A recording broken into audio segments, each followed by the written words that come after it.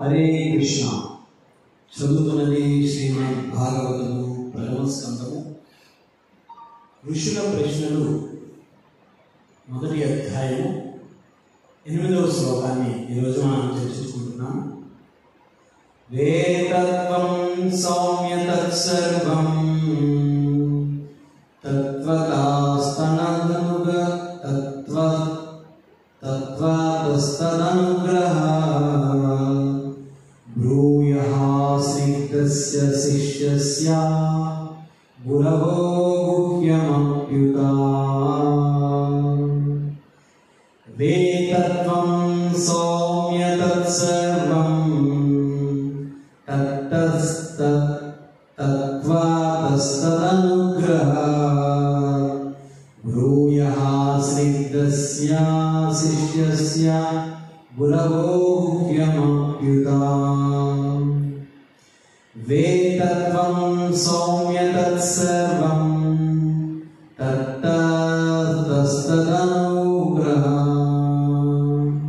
బ్రూయః స్నిగ్ధస్య శిష్యస్య గురవో గుహ్యమప్యుతా. మీరు సౌమ్యులు కనుక మీ గురువులు నమ్రత కలిగిన శిష్యుల కొసగడి ముఖ్య జ్ఞానం అంతటిని మీకు అనుగ్రహించింది కనుక మీరు శాస్త్రీయముగా వారి నుండి గ్రహించినదంతయు మాకు తెలియజేయడు. హరే కృష్ణ. ఈ ప్రథమాధ్యాయం 8వ శ్లోకంలో సౌనకాది ఋషులు సూత గోస్వామి యొక్క గొప్పతనాన్ని కొనియాడుతూ ఉన్నారు. అంటే సౌనకాది ఋషి సూత గోస్వామి తన గురువు పట్ల ఎంతటి నమ్రతని కలిగి ఉన్నాడో ఆ విషయాన్ని ఈ శ్లోకంలో మనకు వివరిస్తూ ఉన్నారు. అందుకన్నా ముందుగా ఈరోజు చాలా ప్రత్యేకమైన రోజు, భాద్ర పూర్ణిమ. భాద్రపద మాసంలో వచ్చేటటువంటి ఈ పూర్ణిమ చాలా ప్రత్యేకమైనటువంటి. ఏమిటా ప్రత్యేకత అంటే ఈరోజు శ్రీమద్ భాగవతం అవతరించినటువంటి రోజు.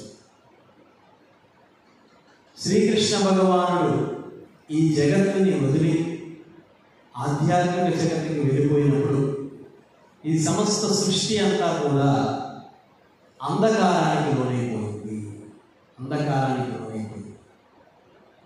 ఇంతటి సృష్టి అంధకారానికి ఎప్పుడైతే లోనైపోయిందో, అంధకారము అంటే మాయ అంటారు.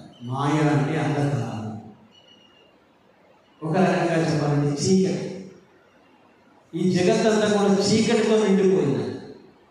అటువంటి చీకటితో నిండిపోయినటువంటి ఈ జగత్తుని కాంతి పుంజములాగా రక్షించడానికి శ్రీమద్ భాగవతము సూర్యునిలాగా ఉదయించిందంట.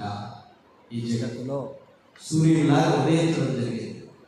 కాబట్టి ఇటువంటి శ్రీమద్ భాగవతము ఉదయించినటువంటి ఈ ప్రత్యేకమైనటువంటి పౌర్ణమి తిథి చాలా ప్రత్యేకమైనది.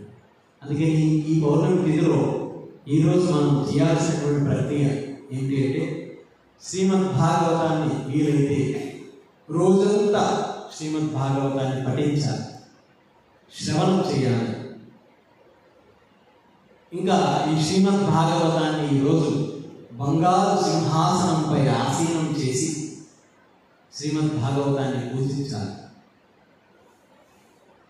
అలాగే శ్రీమద్ భాగవతాన్ని ఇతరులకు దానం ఇవ్వాలి. కొన్ని కోట్ల జన్మల పుణ్యం వస్తుంది ఈ శ్రీమద్ భాగవతాన్ని ఈరోజు ఎవరికైనా దానం చేస్తే. కాబట్టి ఈ భాద్ర పూర్ణిమ చాలా ప్రత్యేకమైనటువంటి. మనం ఎంతో అదృష్టవంతులు. ఎందుకంటే ఇక్కడ ఉండేటువంటి మనం ఈ కొద్దిమంది శ్రీమద్ భాగవతాన్ని ఈరోజు భాద్ర పూర్ణిమ సందర్భంగా వినగలుగుతున్నాం. అందరికీ అవకాశం ఉన్నా వినియోగించుకోలేదు, కొంతమంది అవకాశం లేదు. కాబట్టి ఈరోజు భాగవతం యొక్క గొప్పతనాన్ని, భాగవతం ఎంత శక్తివంతమైనదో మనకి ఈరోజు చిన్న కథ చెప్పుకొని ఈ శ్లోకంలోకి వెళ్దాం. పూర్వం తుంగభద్రా నదీ తీరంలో ఆత్మదేవుడు అనేటువంటి ఒక గొప్ప బ్రాహ్మణుడు ఉండేవాడు. ఈ ఆత్మదేవుడు అనేటువంటి బ్రాహ్మణుడు చాలా నీతిగా నిజాయితీగా తను బ్రాహ్మణత్వాన్ని చేస్తూ తను ఏదో చిన్న వ్యాపారాన్ని కూడా చేసుకుంటూ ఉన్నాడు. కానీ ఆ పనిని అంటే దేహపోషణ కొరకు ఈ పనిని కూడా చేస్తూ జీవితం ఆనందంగా గడుపుతున్నాడు. కానీ ఎంతటి ఆనందంగా గడిపినా కూడా ఆయనకి దుఃఖం ఏంటి అంటే సంతానం లేదు. ఆ ఆత్మదేవుడికి ఒక భార్య ఉంది. ఆ భార్య పేరు దుందుది. ఆవిడ ఎటువంటిది అంటే తన కుటుంబ కార్యక్రమాలు చాలా అద్భుతంగా చేస్తుంది. ఇంటిని చాలా శుభ్రంగా ఉంచుతుంది. అంటే ఒక స్త్రీగా, ఒక పత్నిగా, ఒక భార్యగా తను చేయాల్సినటువంటిది అన్నీ చేస్తుంది. కానీ ఎప్పుడు కూడా అబద్ధాలు చెబుతూ ఉంటుంది. ఎప్పుడు అబద్ధాలు చెబుతూ ఇంకా ఆధ్యాత్మికత అంటే ఏ మాత్రం దృష్టి పెట్టదు. ఈ విధంగా జీవితాన్ని గడుపుతూ ఎప్పుడు కూడా ధనం ధనం ధనం అనేటువంటి భావంతోనే కలిగి ఉంది. ఇలా తన జీవితాన్ని గడుపుతూ ఉంది. అయితే ఆత్మదేవుడు మాత్రం చాలా మంచి వ్యక్తి. కానీ అతని బాధ, అతని దుఃఖం ఏంటంటే పుత్రుడు లేదు. అలా చూసి తన యొక్క గృహంలో ఒక ఆవు ఉంది. ఆ ఆవుకి బిడ్డలు లేదు. అంటే ఆవు కూడా గర్భం కాల్చడం లేదు. తను ఏ చెట్టు నాటితే ఆ చెట్టుకి పండ్లు కాయలు ఉన్నాయి.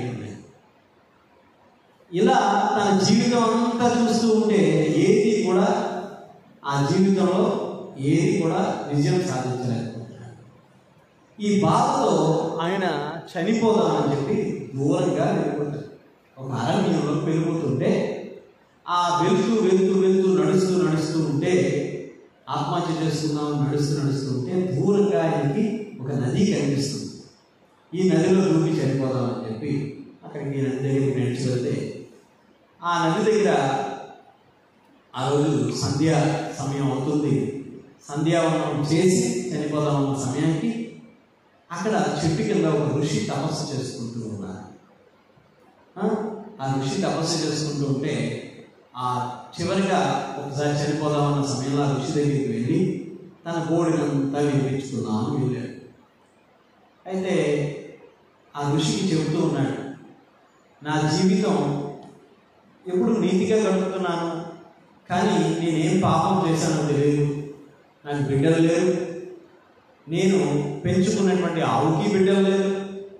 నేను నాటినటువంటి ఏ చెట్టుకి కూడా పండ్లు కానీ కాయలు కానీ కాయడం లేదు అని బాధపడుతూ ఆ ఋషికి చెబుతూ ఉంటే ఆ ఋషి, నీ చింతనకి నీ బాధకి అంతా కూడా కారణం నీకు పుత్రులు లేకపోవడం కదా అని అడిగితే అవునన్నాడు. ఈ మానవ జీవితంకి ఎందుకు వృధా? నాకు పుత్రులు లేకపోతే నేను ఎలా మోక్షాన్ని పొందుతాను? కష్టం కదా అని చెప్పంటే అప్పుడు ఆ సాధువు చెప్తాడు, నీ జన్మ ఇది ఒక్కటే కాదు కదా, ఇంతకు ముందు జన్మలో అనేకమైనటువంటి జీవజాతులుగా జన్మించావు కదా. ఇన్ని జీవజాతులుగా జన్మించినప్పుడు మోక్షం ఏమైనా పొందేవా? అప్పుడు కూడా పుత్రులు ఉన్నారు కదా నీకు. ఇంతకు ముందు జన్మలో కూడా నీకు పుత్రులు ఉన్నారు కదా. మరి అప్పుడు పుత్రులు ఉన్నప్పుడు పొందలేని మోక్షం ఇప్పుడు పుత్రులు ఉంటే ఎలా పొందుతావు? పుత్రులు ఉన్న వాళ్ళందరూ మోక్షాన్ని పొందగలుగుతారా అని ఈ సాధువు చెబుతూ ఉన్నాడు. మరి ఇంతకు ముందు జన్మలో నీకు పుత్రులు ఉంటే ఇప్పుడు మోక్షాన్ని పొందాలి కదా. ఇప్పుడు ఎందుకు మరి మానవ జీవితం తీసుకున్నాం మళ్ళా? కాబట్టి పుత్రులు ఉన్నంత మాత్రాన ఎవడు మోక్షాన్ని పొందడు. ఆ పుత్రుడు భక్తుడైనచో అప్పుడు మోక్షాన్ని పొందుతావు. అంతేగాని ఊరికనే పుత్రులు ఉంటే చాలామంది అంటారు, ఏమిటి బ్రహ్మచారిగా ఎందుకు ఉండిపోవాలండి, మనకి ఏమంటారు దాన్ని ఏదో చెప్తారు కదా, పిల్ల అయిన తర్వాత పిల్లలు ఉండాలి, మన యొక్క దాన్ని ఏమంటారు కాదు జీవితాన్ని కాదు మన యొక్క మన తరం ఉద్ధరింపబడాలి కదా, మన తరం ఉద్ధరింపబడాలి, మన వంశం ఉద్ధరింపబడాలి కదా అని చెప్పి అంటూ ఉంటాను. మన వంశం ఉద్ధరింపబడడానికి మన వంశంలో గట్టిగా చూస్తే మన వంశం యొక్క గొప్పతనం చూడండి. ఎంత గొప్ప వంశం!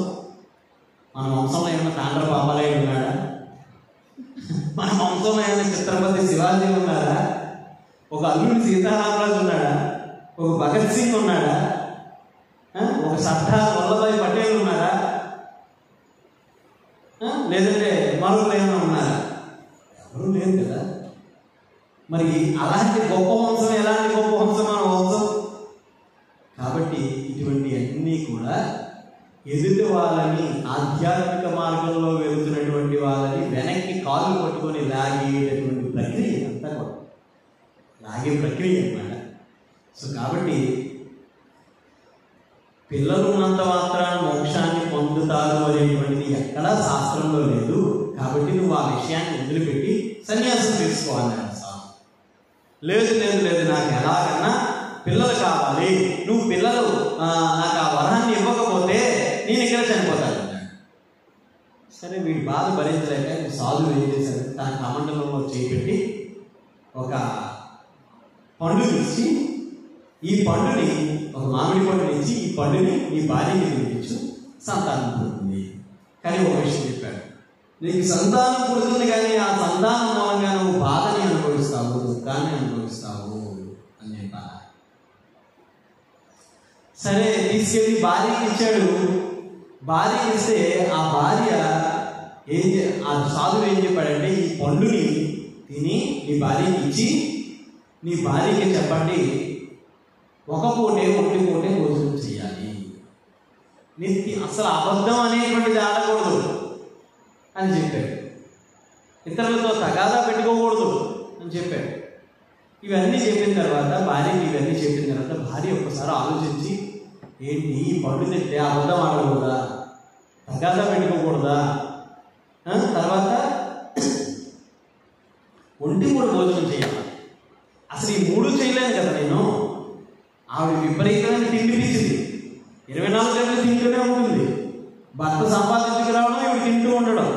అలాంటిది నేను ఒంటి పూట ఎలా తినగలుగుతాను?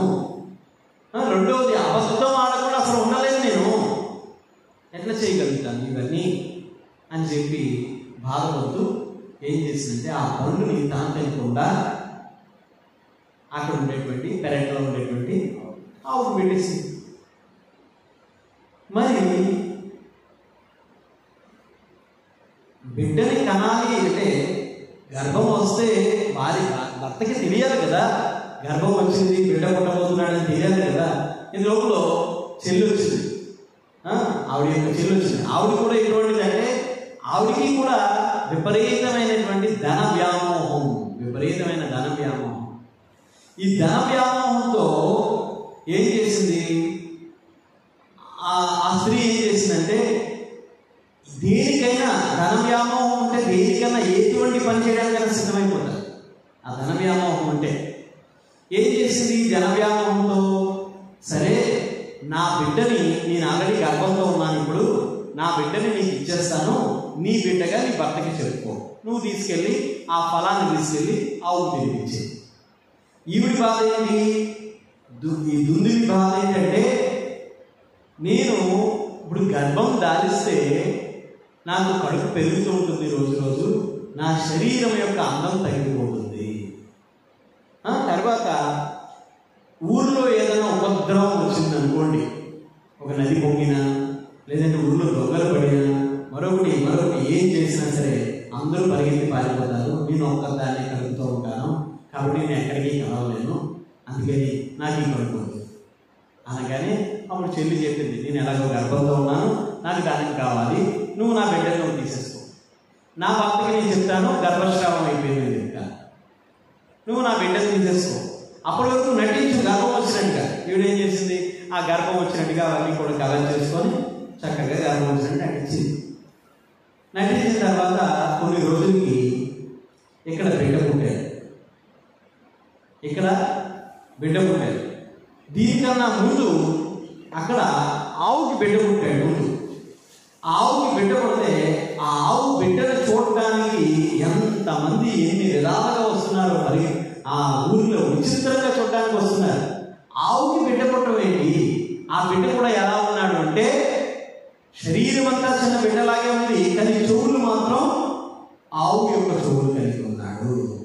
వెంటనే తండ్రి ఆ బిడ్డను చూసి ఆశ్చర్యంతో గోకర్ణుడు అని పేరు పెట్టారు. గోవు యొక్క కర్ణాలు కలిగి ఉన్నాయి కాబట్టి గోకర్ణుడు. అందరూ చూస్తున్న సమయంలో తర్వాత రోజే నాకు బిడ్డ పుట్టారు అని చెప్పి ఈ బిడ్డని భర్తకి ఇవ్వడం జరిగింది. ఆ బిడ్డ సాధారణమైన బిడ్డలాగే ఉన్నాడు. ఆ బిడ్డకి పేరు పెట్టారు. తండ్రి అన్నాడు, ఆత్మదేవుడు అన్నాడు, నా పేరు కలిపి పెట్టాలి అని చెప్పాను. అప్పుడు దుందులి అన్నది, మీ పేరు ఎలా కలిపి పెడతాము? నేను 9 మాసాలు మోసాను, వాడి బాధ్యత అంతా నేను తీసుకున్నాను, కాబట్టి నీకెలా పెడతాను, నీ పేరు ఎలా పెడతాను, నా పేరు కలిపి పెట్టండి అని చెప్పంటే అప్పుడు దుందుకారుడు అని పేరు. వీడు దుందుకారుడు, ఆవు పుట్టినవాడు గోకర్ణుడు.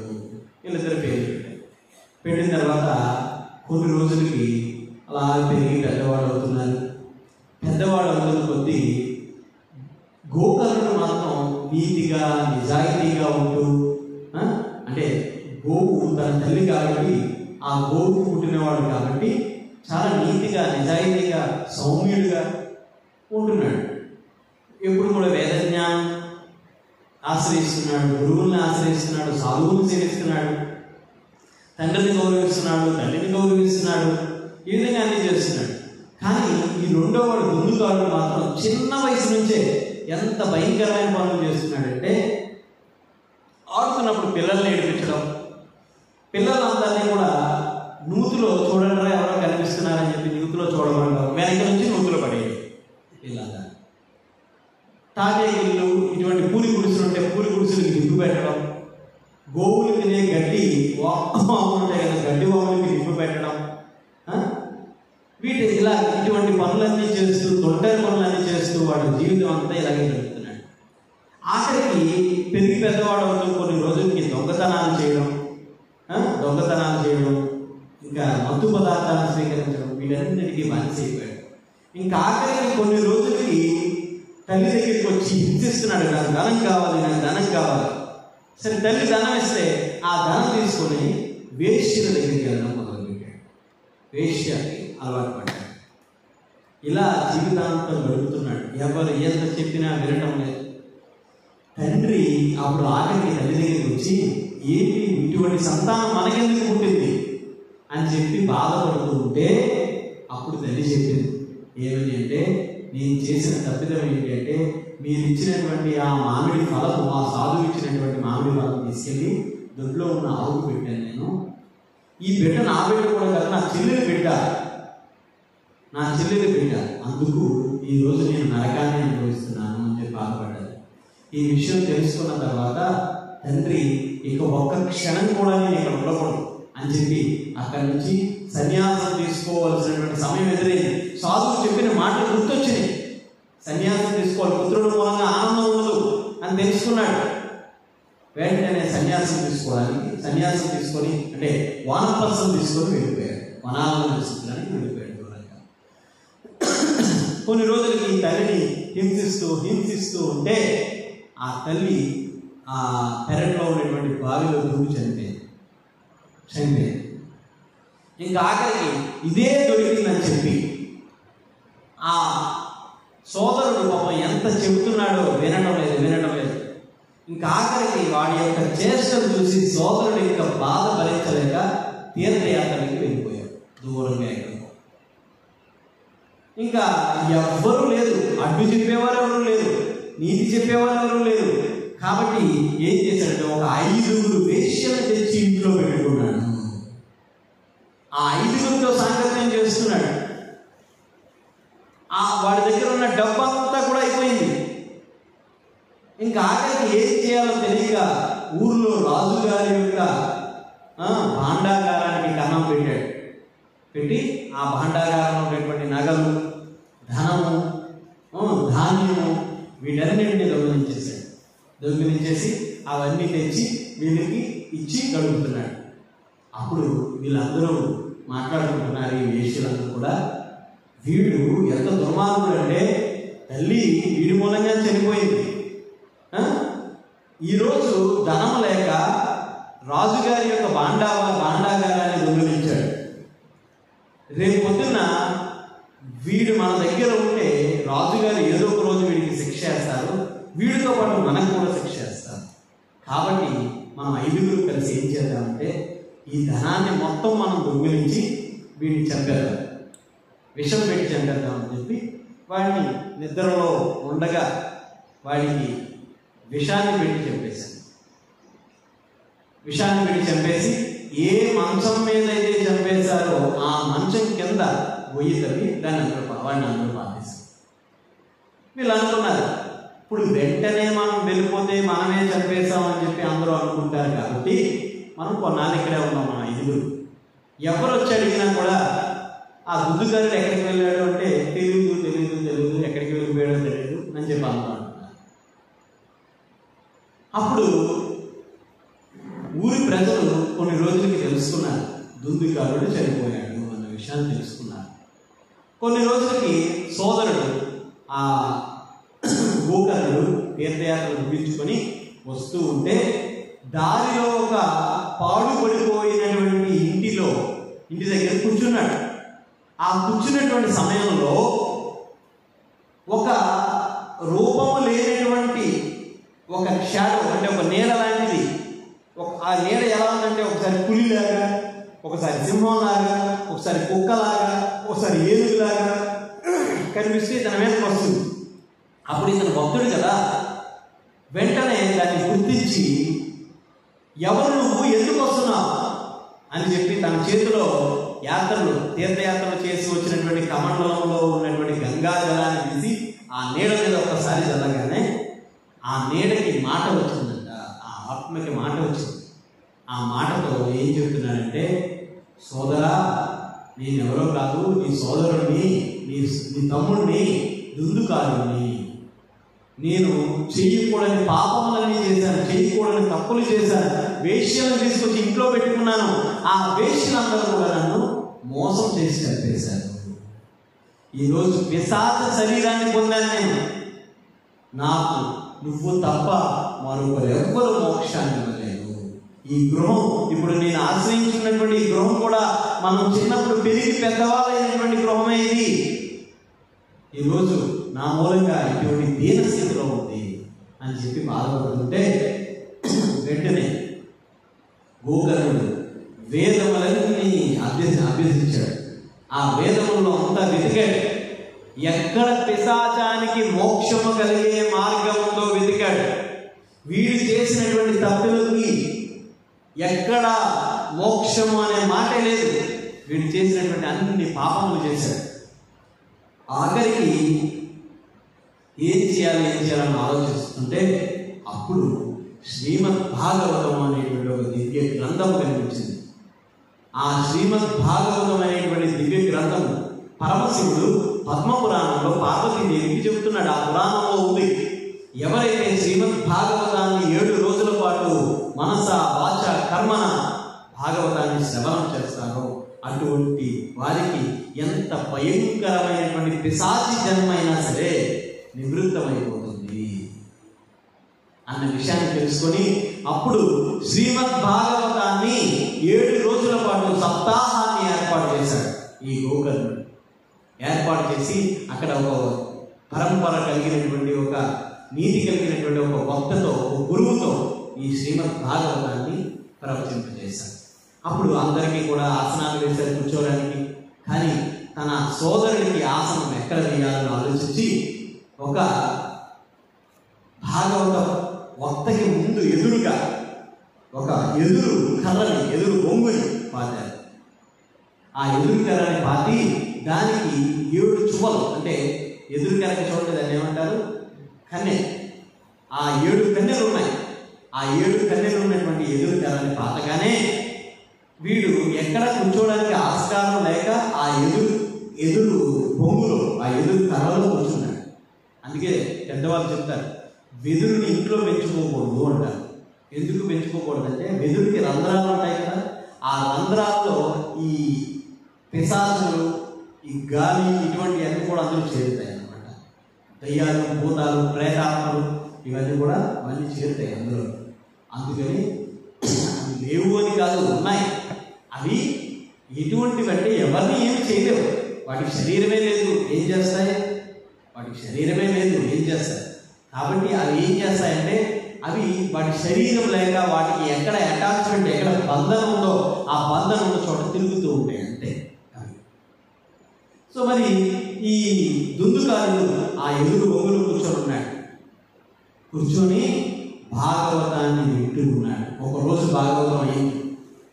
ఆ 7 కన్యలలో ఒక కన్య పేరు.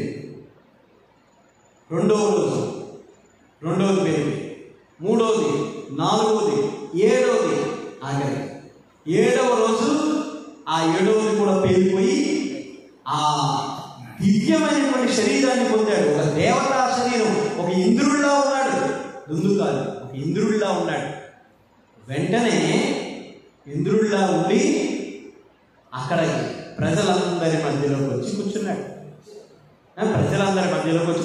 అప్పుడు ఈ ప్రజలందరూ అనుకుంటున్నారు, బహుశా శ్రీమద్ భాగవతం శ్రవణం చేయడానికి దేవతలు ఎవరో వచ్చి కూర్చున్నారేమో అని చెప్పి అనుకున్నారు.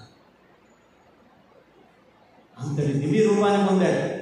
అందరూ చూస్తుండగానే వైకుంఠం నుంచి ఒక దివ్యమైన విమానం వచ్చింది. ఆ వైకుంఠ వాసులు వచ్చారు. వచ్చి దుందుకారుణ్ణి ఆ విమానంలోకి ఎక్కిస్తుంటే అప్పుడు గోకర్ణుడు ఒక మాట అడుగుతున్నాడు. విష్ణుదూతలారా ఆగండి, ఎంతమంది శ్రీమద్ భాగవతాన్ని శ్రవణం చేస్తుంటే మీరు నా యొక్క సోదరుడిని మాత్రమే ఎందుకు వైకుంఠానికి తీసుకెళ్తున్నారు అంటే అప్పుడు విష్ణుదూతలు చెప్తున్నారు ఏమనంటే, ఇంతమంది శ్రీమద్ భాగవతాన్ని వింటున్నారు, కానీ వారి గృహాలకి వెళ్ళి వారి పనుల్లో, వారి ఇంద్రియ భోగ పనుల్లో వాళ్ళు నిమగ్నమైపోయారు. అందుకే వాళ్ళు మోక్షాన్ని పొందలేదు. కానీ దుందుకారుడు అలా కాదు. శ్రీమద్ భాగవతాన్ని ఇక్కడ వింటున్నాడు, దాన్ని మననం చేస్తున్నాడు. ప్రతి నిత్యం మననం చేస్తున్నాడు. తన జీవితంలో ఎలా అభ్యసించాలో తెలుసుకుంటున్నాడు. మరి అందుకని ఇంత శ్రద్ధతో వినయంతో విన్నాడు కాబట్టి అతనికి మోక్షం వచ్చింది. వీళ్ళెవ్వరికీ శ్రద్ధ లేదు, వింటున్నారు భాగవతం. అబ్బా, ఆహా, ఓ. ఇప్పుడు చాలామంది మనం చూస్తున్నాం యూట్యూబ్లో బ్రహ్మాండంగా ఉపన్యాసాలు చెప్తున్నారు. చెప్తే ఎందుకు వాళ్ళకి కావాల్సిన మన ప్రశంస కాదు, మన మార్పు కావాలి. నువ్వు ఎందుకు ఆయన చాలా బాగా చెప్తాడు, ఈయన చాలా బాగా చెప్తాడు, ఆ సర్టిఫికెట్ ఇవ్వాల్సిన పని లేదు మనం ఎవరికి. మనం ఏం చేయాలి? ఎంత బాగా చెప్తున్నారంటే నువ్వు ఎంత బాగా నీ జీవితాన్ని మరల్చుకుంటున్నావు, అది కావాలి. నీ సర్టిఫికేట్ కోసం మనం ఇక్కడ ఉన్నది కాదు. అందుకని మనం ఎవరికి సర్టిఫికేట్ ఇవ్వాల్సిన పని లేదు. గురువుని కీర్తించాలి, కానీ వీళ్ళు ఇలా చెప్తున్నారు, వాళ్ళు ఇలా చెప్తున్నారు కంపేర్ చేయాల్సిన పని లేదు. సో కాబట్టి మనము అభ్యసిస్తే, ఎప్పుడైతే మనం ఆ శ్రీమద్ భాగవతాన్ని చదివి మననం చేసి మన జీవితాన్ని శ్రీమద్ భాగవతానికి అనుకూలంగా మరల్చుకుంటామో అప్పుడు మోక్షాన్ని మనం పొందగలుగుతాము. సో ఈ విధంగా శ్రీమద్ భాగవతం అనేటువంటిది మన జీవితానికి ఒక మోక్ష మార్గం లాంటిది. ఈరోజు శ్లోకంలో ఇక్కడ ఆధ్యాత్మిక గురువును సంతృప్తిపరిచి ఆయన నుండి మనస్ఫూర్తి ఆశీర్వాదమును పొందగలుగునే ఆధ్యాత్మిక జీవన విజయ రహస్యమై ఉన్నది. మన జీవితంలో భక్తులుగా మనం చేయాల్సిన పని మన గురువుని మనం సంతృప్తిపరచడమే. నువ్వు మన గురువుని సంతృప్తిపరచని పక్షంలో నువ్వు ఎంత చేసినా వృధా. అది బూడిదలో పోసిన పన్నీరే. నువ్వు ఎంత చేసినా వృధా, గురువుని సంతృప్తిపరచకపోతే. కనుకనే విశ్వనాథ చక్రవర్తి తన గురువాష్టకంలో చెప్తారు ఏమని, వందే గురు శ్రీ చరణారవిందం అని చెప్పంటారు. ఓ గురుదేవా, నీ చరణాలకు నేను నమస్కరిస్తూ ఉన్నాను, నీకు అనేక పూర్వకమైనటువంటి వందనములు అర్పిస్తూ ఉన్నాను అని ఆ గురువును మనం ప్రియం చేకూర్చుట ద్వారా మాత్రమే కృష్ణుడికి మనం ప్రియం చేకూర్చుతాము. గురువుని సంతృప్తి పరచకపోతే మన జీవితం అంతా వృధా అయిపోతుంది. అందుకే మనం చేసే ప్రతి పని మన గురువుని మనం సంతృప్తి పరుస్తున్నామా లేదా, మన దీక్షా గురువుని సంతృప్తి పరుస్తున్నామా లేదా, మన శిక్షా గురువుని సంతృప్తి పరుస్తున్నామా లేదా, ఇది చూడాలి. ఇది లేకపోతే నువ్వు ఎంత చేసినా ప్రయోజనం ఉంది, అంత జీరో. ఎంత కష్టం చెప్పండి. మనం 10 వైకుంఠపాణి ఆటలో కష్టపడి పై వరకు ఎక్కి అక్కడ మళ్ళీ ఒక చిన్న తప్పిదం చేసి కిందకు వచ్చేస్తే ఎంత కష్టం. ఆట ఎంత కష్టమైతే ఈ జీవితము అనేటువంటి ఆట ఇంకెంత కష్టం. ఒక చిన్న అష్టాచమ్మ వాటితో గవ్వలతో ఆడేటటువంటి ఆటకే ఎంత కష్టమైతే, ఎంత బాధ కలిగితే, మన జీవితం నాశనం అయిపోతే మనం ఎంత బాధపడాలి. కానీ మన అహంకారం బాధపడడం, నేను తప్పు ఎక్కడ చేశాను, గురువే తప్పు చేశాను అంటాడు. ఉపయోగం. కాబట్టి ఆయన అప్రియుడైనచో ఆధ్యాత్మిక ప్రగతి ఎందుకు గొప్ప ఉపద్రవము వాడలేదు మన జీవితాన్ని. ఇదేమి నేను ఎవరిని ఉద్దేశించి చెప్పట్లేదు. ఇది ఇక్కడ ఈరోజు జరుగుతున్న విషయం, సందర్భం. ఈరోజు భాగవతంలో ఇదే వచ్చింది. ఇక్కడ చూడండి, భాష్యంలో ఉంటుంది చూడండి. కావాలి 8వ శ్లోకం యొక్క భాష్యంలో చిన్న ప్రభుపాదుల వారు రాశారు. ఆయన అప్రియుడైనచో, మన గురువు మన మూలంగా సంతృప్తి పడలేదంటే మన జీవితానికి అతి పెద్ద ఉపద్రవం వాటిల్లేదు. ఏంటి అతి పెద్ద ఉపద్రవం మన జీవితంలో? మన జీవితంలో అతి పెద్ద ఉపద్రవం ఏంటి? భక్తుడి జీవితంలో మోక్షం పొందలేదు. ఈరోజు ఉదయం భక్తుల సమస్యలు అదే చెప్పాను. మోక్షం కోసం ఎదురు చూడండి భక్తుడు, మోక్షం కోసం ఎదురు చూడండి భక్తుడు. మరి ఇంకా మోక్షం పొందకపోవడం ఏంటి? అతి పెద్ద ఉపద్రవం ఏంటంటే కృష్ణుడికి దూరంగా ఉండడమే, కృష్ణ సేవ కోల్పోవడమే అతి పెద్ద ఉపద్రవం మనకి. సో కాబట్టి మనం అది గుర్తించుకోవాలి. ఒకసారి అది గుర్తించుకుంటే మన చుట్టూ ఉన్నటువంటి అహంకారం అనేటువంటి ఆ అడ్డు తెరని పక్కకు తొలగిస్తే మనం ఏం తప్పు చేసామో మనకు తెలుస్తుంది. ఆ తెర తొలగనంత వరకు మనకేం తెలియదు. కాబట్టి ఆధ్యాత్మిక గురువుకు నమ్రుడవై అనుకువగా వర్తించుట శిష్యుని యొక్క అత్యంత అవసరం. శిష్యునికి అత్యంత అవసరం. నువ్వు ఎంత గొప్పవాడు అయి ఉండొచ్చు, నువ్వు ఎంత పెద్దవాడు, వయసులో పెద్దవాడు అయి ఉండొచ్చు, ధనంలో పెద్దవాడు అయి ఉండొచ్చు, సమాజంలో పెద్దవాడు అయి ఉండొచ్చు. నువ్వు ఎంత పెద్దవాడు అయినా సరే గురువుకి శరణాగతి పొందిన తర్వాత నువ్వు గురువుకి నమ్రత కలిగి ఉండాల్సిందే, అనుభవం కలిగి ఉండాల్సిందే. శిష్యునిగా శ్రీ సూత గోస్వామి అంటే యోగ్యతలన్నింటినీ కలిగి ఉన్నందునే పండితులను మరియు ఆత్మదర్శులను అయిన వ్యాసాది గురువుల నుండి ఆ దివ్యానుగ్రహం పొందింది. ఎప్పుడైతే మనం అటువంటి నమ్రత కలిగి ఉంటామో, సూత గోస్వామి చాలా గొప్ప ఋషి అయినా సరే ఆయన ఎంతో వినయంతో నమ్రతతో ఆయన ఏం చేశారు? వ్యాసుని యొక్క కుమారుడైనటువంటి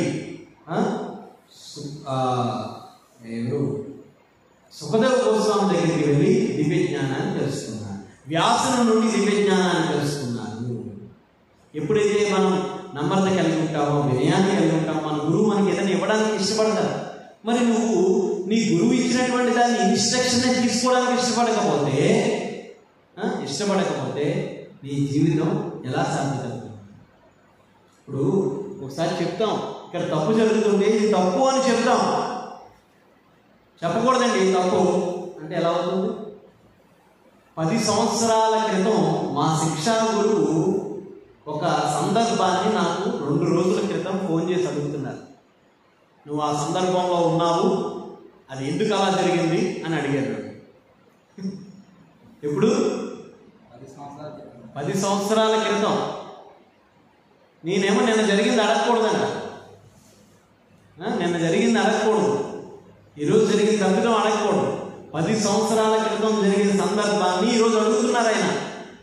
ఎందుకు అలా జరిగింది ఆయన క్లారిఫికేషన్ ఇచ్చి నేను చెప్పేసాను క్లియర్. అప్పుడు ఆయన సంతృప్తి పడ్డారు. అంటే ఎటువంటి పరిస్థితుల్లో 10 సంవత్సరాల క్రితం అడిగిన దానికి ఈరోజు మనం సమాధానం చెప్పాలి. ఇప్పుడు ఈ విషయానికి సమాధానం చెప్పకపోతే మన జీవితాంతంలో మనల్ని యమదూతలు తీసుకొని వెళ్తారు కదా, అప్పుడు అడుగుతారు, నువ్వు ఎందుకయ్యా రోజు ఇలా చేసావు, భగవంతుడి పట్ల అపరాధం ఎందుకు చేసావు అంటే, నేనేం చేయలేదే, నువ్వే తప్పు చూసుంటావు అని అనడానికి లేదు. యమదూతల దగ్గర పెద్ద లిస్ట్ ఉంటుంది, పెద్ద లిస్ట్ ఉంటుంది, లైవ్ కెమెరా ఉంటుంది. ఇదిగో నువ్వు ఇక్కడ చేసావు. ఆ లైవ్ కెమెరా ఏంటంటే మన మనసులో ఏ భావం ఉందో కూడా తెలుస్తుంది దానికి. మన లైవ్ కెమెరాలు కేవలం బొమ్మలు చూపిస్తాయి. అది వాళ్ళ దగ్గర ఉండే లైవ్ కెమెరాలు మన మనసులో ఏ భావంలో ఆ రోజు అక్కడ చేసామో కూడా చెప్తాయి. అక్కడ గురువు దగ్గర బొక్కేయచ్చు, తోటి భక్తుల దగ్గర బొక్కేయచ్చు, కానీ యమదూతల దగ్గర అబద్ధం చెప్పడానికి లేదు. కాబట్టి ఆత్మదర్శనం మరియు వ్యాసాది గురువుల నుండి దివ్యానుగ్రహం పొందను సూత గోస్వామి. శ్రీల సూత గోస్వామిని ప్రామాణికుడైనటువంటి వక్త అని నైమిషారణ్యమున ఋషులు నిర్ణయించినందునే ఆయన ద్వారా శ్రవణం చేయుటకు ఉత్సాహం కలిగిందని. సో శ్రీమద్ భాగవతాన్ని వినడానికి మనకి కావలసినటువంటి అర్హత కూడా, అంటే ఎటువంటి గురువు నుంచి మనం వినాలి అంటే అతడు ప్రామాణికమైనటువంటి వక్త అయి ఉండాలి. ప్రామాణికమైన గురువు అంటే, ప్రామాణిక గురువు అంటే ఎలాగా? మనం ఏదైతే శిక్షా గురువు నుంచి శ్రీమద్ భాగవతాన్ని వింటున్నామో ఆ శ్రీమద్ భాగవతాన్ని ప్రవచించేటటువంటి గురువుకి మరొక గురువు ఉండాలి. అంటే ఒక గురువు దగ్గర ఉపదేశం పొంది ఉండాలి. ఆ గురువు మరొక పరమ గురువు దగ్గర నుంచి ఉపదేశం పొంది ఉండాలి. ఆ పరమ గురువు మరొక గురువు దగ్గర నుంచి ఉపదేశం పొంది ఉండాలి. ఈ విధంగా ఈ పరంపర ఎక్కడి నుంచి రావాలి? శ్రీకృష్ణ భగవాను నుంచి రావాలి. ఏవం పరంపరా ప్రాప్తం యమం రాజర్షయో విదుః సకాలేన మహతా యోగో నష్టపదంతప. శ్రీకృష్ణ భగవానుడు చెప్తున్నారు, ఏవం పరంపరా ప్రాప్తం ఇమం రాజర్షయో విదుః. ఈ దివ్య జ్ఞానాన్ని పరంపరానుగతంగా నేను రాజర్షులు ఈ విధంగా తీసుకున్నాను. ఈ యొక్క జ్ఞానాన్ని సృష్టి ఆరంభమున ఇమం వివస్వతే ప్రోక్తం ప్రోక్తవాన్ యోగమవ్యయం అమమవ్యయం అని చెప్పి చెప్తున్నారు. అంటే ఈ దివ్య జ్ఞానాన్ని సూర్యుడికి ఉపదేశించాను, ఆ తర్వాత మరొక ఇలాగా ఈ విధంగా పరంపర చెబుతున్నారు. కాబట్టి మనం పరంపరలో కలిగినటువంటి గురువుని శరణాగతి పొందాలి. నేను యూట్యూబ్లో ఇనేసి భక్తుడిని అయిపోతానండి, నేను గుడికి రాకపోతే నాకేమైనా పోయిందా? సమస్య లేదు. ఇవన్నీ మనం దీని మూలంగా ఆనందాన్ని పొందే ప్రసక్తి లేదు. ఇది మన యొక్క ప్రామాణికమైనటువంటి పద్ధతి. గురువుకి ఎదురుగా కూర్చొని వినడం ప్రామాణికమైన పద్ధతి. శ్రీమద్ భాగవతం కూడా ఇలాగే కూర్చొని వినాలి. ఇంటి దగ్గర కూర్చొని నేను రికార్డ్ చేయండి ప్రభుజీ, మేము వింటాం అంటారు కొంతమంది. మనం రికార్డ్ చేయాలి అంటే మనం వాళ్ళ సేవకులు అన్నమాట. సో రికార్డ్ చేయండి, వింటాం. కనీసం వారంలో ఒక్కరోజన్నా కూర్చొని భాగవతాన్ని వినాలనే కుతూహలం లేదు ఎవరికి. ఆ కుతూహలం ఉంటే, ఆ భాగవతం వినాలి అనే కుతూహలం ఉంటే మనకు ఉండేటువంటి అడ్డుదారులన్నింటినీ కూడా తొలగించేస్తుంది ఈ శ్రీమద్ భాగవతం. ఈ శ్రీమద్ భాగవతం మనకు ఉండేటువంటి అడ్డు గోడలన్నింటినీ తీసిపడేస్తుంది. సో కాబట్టి మనకి ఆ కుతూహలం లేదు. కనీసం అట్లీస్ట్ రోజు రాలేదు, గృహస్థులు, వ్యాపారాలు, ఉద్యోగాలు ఇవన్నీ ఉంటాయి. కనీసం అట్లీస్ట్ వారానికి ఒకరోజు ఆదివారం, నేను చెప్పాను మన ఉపన్యాసం కూడా చెప్పాను, ఆదివారం ఉదయం అందరూ 7 గంటలకి రండి అన్నాను. ఎవరు మొన్న చెప్పినందుకు గాను ఆ రోజు అసలు ఎవరూ రాలేదు. ఆ రోజు చెప్పినందుకు గాను ఉదయం 10 గంటలకు కూడా రాలేదు. ఇది పరిస్థితి. అంటే మనం ఎట్లా దిగజారి అవుతున్నామో చూడాలి. ఇదంతా కూడా కారణం మన గురువుని మనం సంతృప్తి పరచకపోవడమే. ఇక్కడ ఏదో గురువుని సంతృప్తి పరచడం అంటే నన్ను కాదు, ప్రభుపాదుల వారిని సంతృప్తి పరచట్లేదు ఎవరు. అందుకు మన భక్తి అలా తగ్గిపోతూ ఉంటుంది ప్రభుపాదుల వారిని. ఎందుకంటే ప్రభుపాద ప్రతీది చూస్తుంటారు, ప్రతీది గమనిస్తారు. ప్రభుపాద ఏదో విగ్రహం కాదు. చాలా మంది అనుకుంటున్నారు మనమందరం విగ్రహం అనుకుంటున్నాం, కానీ బయట వాళ్ళందరూ నిజంగా ప్రభుపాద కూర్చున్నారు అనుకుంటున్నారు. అది నిజమే, ప్రభుపాద కూర్చున్నారు నిజంగా. ప్రభుపాద అన్నీ గమనిస్తున్నారు. మనం చేసేవన్నీ, మనం ఎటువంటి మన కోతి చేష్టలు మన హృదయంలో ఉన్నాయి అవన్నీ తెలుసాయి ప్రభుపాద. సో ప్రభుపాద చూస్తూ ఊరుకుంటారు. ఒకరోజు ఆయన అసంతృప్తి మూలంగా మనం భక్తిలోంచి పడిపోతాం. మనం హరే కృష్ణ. సందేహాలు ఉన్నాయా? డౌట్స్?